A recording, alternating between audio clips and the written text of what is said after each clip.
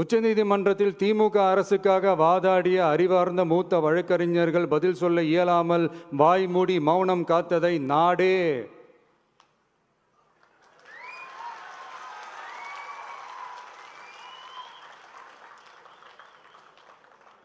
பார்த்ததல்லவா?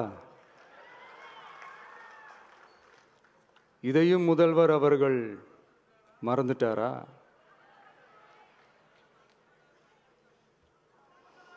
Such petition ought to be dealt with by the division bench, registering as public interest litigation in right earnest and not to be dealt with by a single bench. அதாவது பொது வழிகாட்டு முறைகளான SOP அமைக்கப்பட்டு வெளியிட வேண்டும் என்ற கோரிக்கையுடன் வந்த writ மனுவை நீதிபதிகள் டிவிஷன் பெஞ்ச் தான் கையாள வேண்டும்,